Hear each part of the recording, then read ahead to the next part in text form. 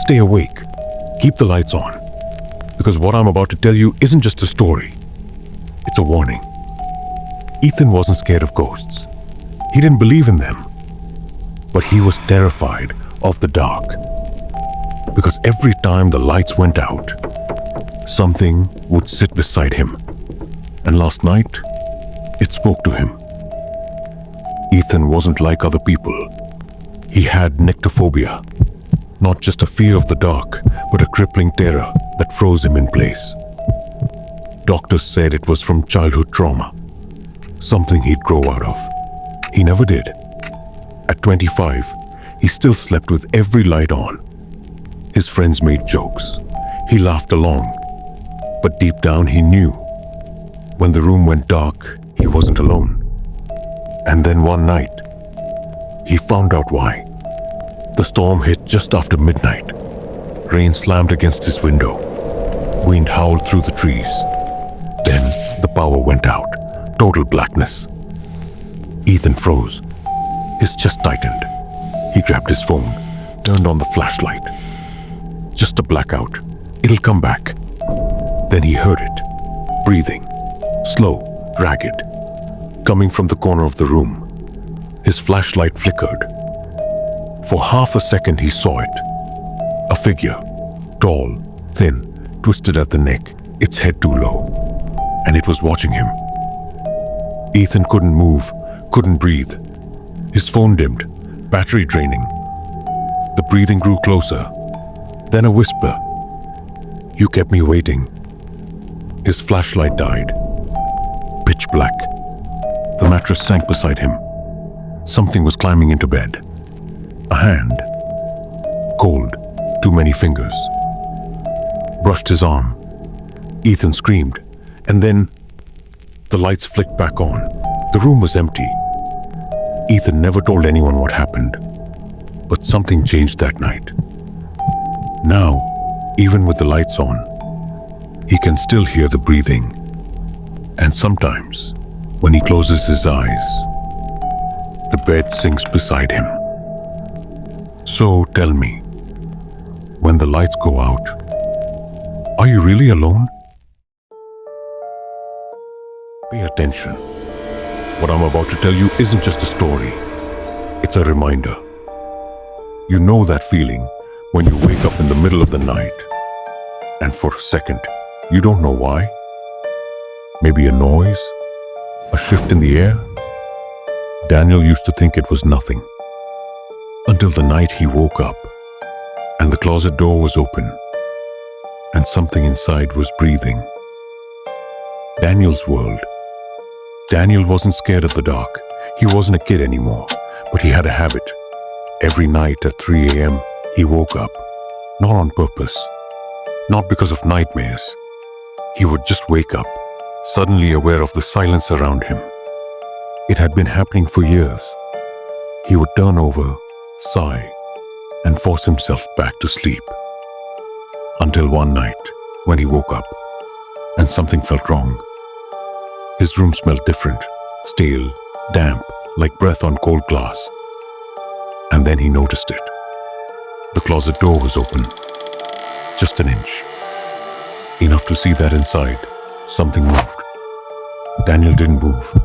His eyes stayed locked on the dark space inside the closet. Then, he heard it. A breath, not his, not soft but slow, heavy, too deep to be human. His fingers twitched toward his bedside lamp. The air in the room felt thick. He could feel something watching him. Then, the door creaked. Not open, not closed. Just a tiny shift, like something adjusting its position. Daniel's stomach turned to ice. He knew, without a doubt, something was inside. Daniel's hand shot to the lamp. It clicked. Nothing. The bulb was dead. His breath came too fast. He reached for his phone, his fingers shaking. As the screen lit up, he aimed it at the closet. And in that second, he saw a hand, not reaching out, pulling the door shut, slow, deliberate, as if whatever was inside didn't want to be seen. Daniel bolted. He ran out of his room, heart hammering, but as he reached the hallway, his closet door creaked back open. Daniel never slept in that room again. He moved, bought new locks, left the lights on at night. But every once in a while, he still wakes up at 3 a.m. And no matter where he is, his closet door is always just an inch open, like it's waiting for him to look inside.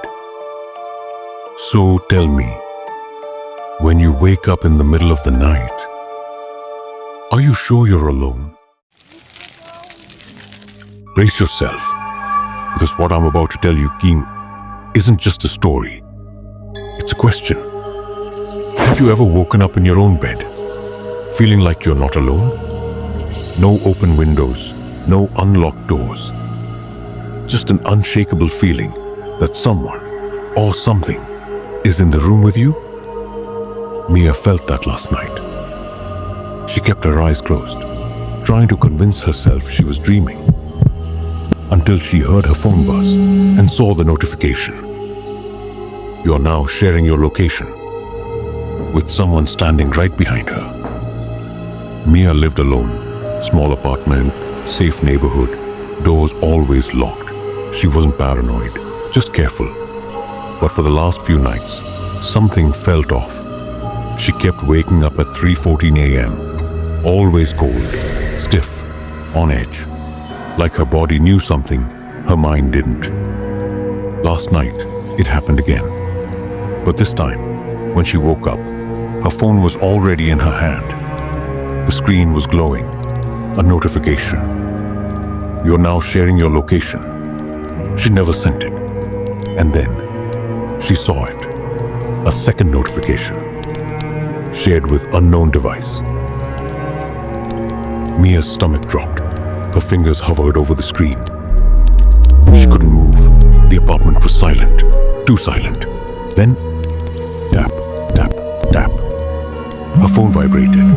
A new message, no name, no number, just 3 words. Don't turn around. Her breathing hitched. The air felt heavy, electric, charged. Something was there, watching, waiting. And then, her phone screen dimmed. The reflection showed a shadow standing behind her. Mia launched off the bed. Her body moved before her brain could think. She ran, didn't look, didn't breathe. The moment she hit the hallway, her phone buzzed again. One last message. Too slow. The bedroom door slammed shut. And on the other side, she heard her own voice whisper, "Don't turn around." Mia never went back to that apartment. She changed numbers, changed addresses.